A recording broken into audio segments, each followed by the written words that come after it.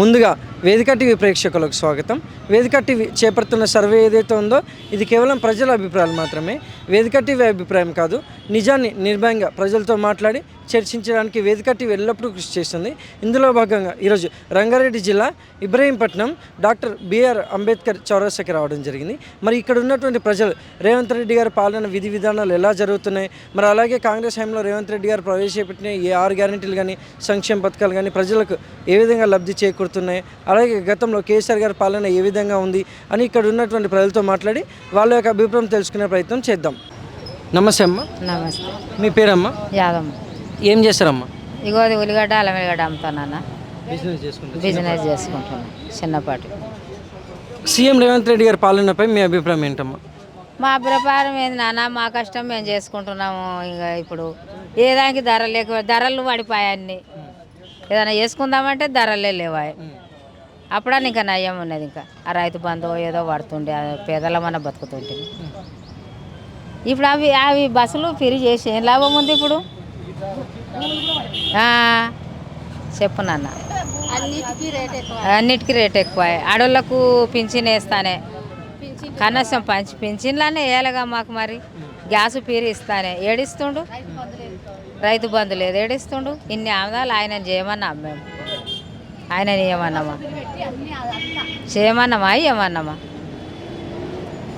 అన్న? మరి గతంలో కేసీఆర్ గారి పాలనపై మీ అభిప్రాయం ఏంటో? కేసీఆర్ పాలన ఉన్నప్పుడు అన్న ఇంత రైతు బంధు పడేది.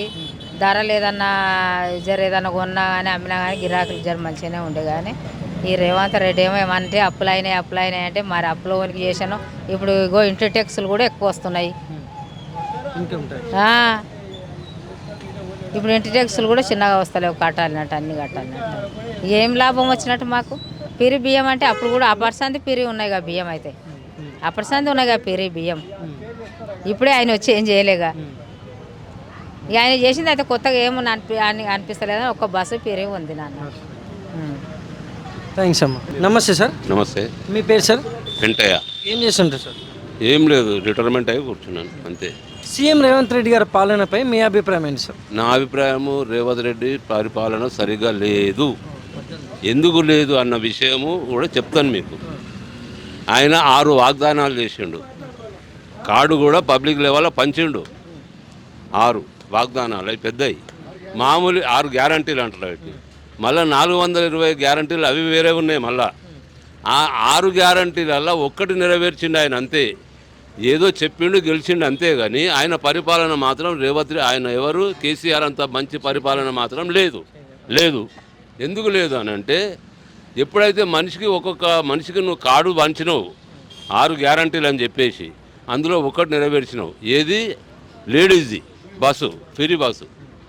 రెండోది 500 రూపాయలు గ్యాసుకు అని చెప్పినావు.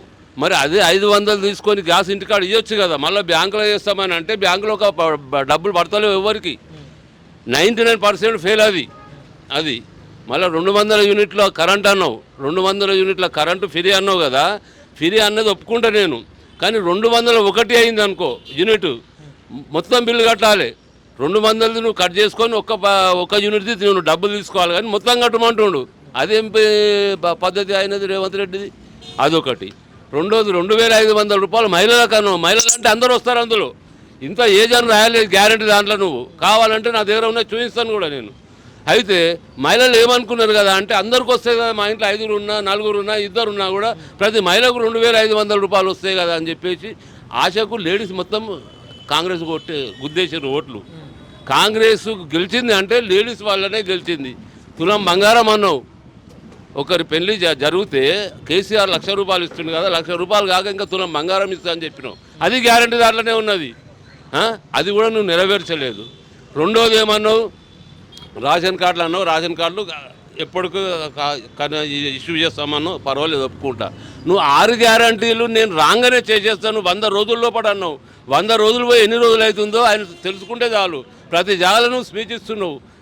పింఛన్ ఆడోళ్ళు మగోళ్ళు కానీ ఆడోళ్ళు కానీ 2000 రూపాయలు పింఛన్ కేసీఆర్ ఇస్తున్నాడు. ఆయన 2000 ఇస్తే నేను ఒక్కరికే ఇస్తుండే ఇంటికి. ఆయన ఎవరు? కేసీఆర్. ఇంట్లో 2 ఉంటే 2కి ఇస్తాం మేము. 4000 చేస్తాం దాన్ని. 100 డేస్ లోపల మేము పాస్ చేసేస్తామని చెప్పినావు. వికలాంగులకు 6000 ఇస్తున్నావు. ఏది మీది ఒక్క పైసా లేదు. అది ఇదే 6 గ్యారంటీల లోపలనే ఉన్నది. 6 గ్యారంటీల లోపల నువ్వు చేసింది ఒకటి ఏది నెరవేర్చలేదు. ఇది పబ్లిక్ లెవెల్లో వచ్చేసింది. చాలామంది ఏమనుకున్నారు కదా అంటే ప్రభుత్వం మార్చాలి, ఒకసారి మార్చి చూస్తే లాభం జరుగుతుందేమో అని మార్చారు అంతేగాని ఇప్పుడు ప్రతి ఒక్కరు ఎందుకు వేసినాం రా ఓటు అని చెప్పేసి అటువంటిది పబ్లిక్ లెవెల్లో వచ్చింది. కాబట్టి నా దృష్టిలో కూడా మాత్రం ఈ 6 గ్యారంటీలే లేదు, ఇంకా 420 గ్యారంటీలు నువ్వు ఎప్పుడు నెరవేర్చాలి. ఇంకొకటి ఏమన్నా అంటే బడ్జెట్ లేదంటాడు. కేసీఆర్ పరిపాలన లోపల ఇంత అబ్బాయిని అడిగినా కూడా ఎక్కడ పోయినా పల్లెటూళ్ళు అడిగినా కూడా బడ్జెట్ లేదని ప్రతి ఒక్కరికి తెలుసు. కేసీఆర్ అప్పులు చేస్తున్నా అని. అది రేవంత్ రెడ్డి తెలియదా? తెలిసి నువ్వు వాగ్దానాలు చేసినావు. ఇప్పుడు అంటున్నావు నువ్వు మా దగ్గర బడ్జెట్ లేదని ఇప్పుడు అంటున్నావు. అప్పుడేం చేసినావు నీకు తెలియదా? ప్రతి ఒక్క అబ్బాయికి తెలుసు. నీకు తెలియదా బడ్జెట్ లేదని? ఇప్పుడు ఎందుకు అంటున్నావు బడ్జెట్ లేదని? ఏ రకంగా నువ్వు వాగ్దానాలు చేసినావు? ఏ వాగ్దానం నెరవేర్చినావు? అటువంటి దాంట్లో రూపాయల 75% మారిపోయిన పబ్లిక్. చాలా నీచమైన పాలన చేస్తున్నాం అని చెప్పేసి నా ఉద్దేశం సార్. మరి గతంలో కేసీఆర్ గారి పాలనపై మీ అభిప్రాయం ఏంటి సార్? మా అభిప్రాయం ఏంటంటే ఒకటి, కేసీఆర్ పరిపాలన ఎట్లా ఖరాబ్ అయింది అని కొంతమంది అంటారు. 3 ఎకరాల భూమి ఇస్తానని ఇవ్వలేదు, నిరుద్యోగులకు 2500 ఇస్తానని ఇవ్వలేదు అని అంటున్నారు కదా. ఒప్పుకుంటా, నేను కూడా ఒప్పుకుంటా. అయినా నేను ఆ పార్టీకి కాదు ఈ పార్టీకి సంబంధించినది ఇంకోటి కూడా చెప్తున్నాను, నేను బీజేపీ పార్టీ. అయితే ఇంకొకటి, ఎందుకు ఇవ్వలేదు అనే క్వశ్చన్ కూడా మనం అడగాలి. డబల్ బెడ్రూమ్లు ఇస్తానని అందరికీ ఇవ్వలేదని. 2 సంవత్సరాలు లాక్డౌన్ అయింది ఆయన ప్రభుత్వం లేవాలని. 2 సంవత్సరాలు కూర్చుండబెట్టి ప్రభుత్వ ఉద్యోగులకు పేమెంట్ ఇచ్చిండు. ఏ పింఛన్ ఆపలేదు, ఏ ఒక్క డిమాండ్ ఆపలేదు.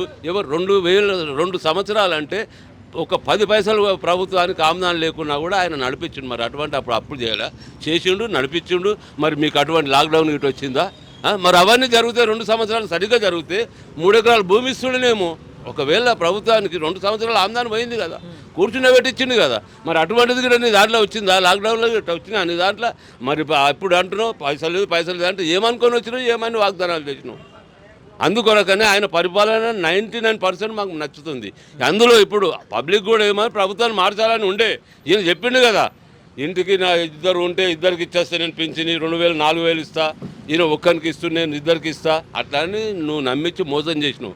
కాబట్టి నువ్వు మా ఉద్దేశంలో ఒకటే నెరవేర్చింది ఆయన. ఏది? స్త్రీలది. స్త్రీలే ఓటేసిండ్రా. మరి మిగతా మగవాళ్ళు వేయలేదా? నువ్వు చేసేది కూడా ఎట్లా చేసేది ఉండే, బస్సుది సీనియర్ సిటిజన్ మగవాళ్ళు కానీ ఆడవాళ్ళు కానీ వాళ్ళకు టికెట్ లేదు. మగవాళ్ళు కానీ ఆడవాళ్ళు కానీ మొత్తం ఆడవాళ్ళకే లేదు సీనియర్ సిటిజన్. ఇప్పుడు డబ్బులు పెట్టిన వాళ్ళు నిలబడిపోతున్నారు బస్సులో. అడిగితే ఆడవాళ్ళు ఏమంటారు, రేవంత్ రెడ్డిని అడిగిపోయినా అంటారు. ఏం పద్ధతి చేసినావు? ఈ పద్ధతి బస్సుది కూడా ఫ్రీ చేసిన పద్ధతి కూడా మంచిగా లేదు. ఎందుకనంటే మగవాళ్ళు కూడా వేసారు ఓట్లు.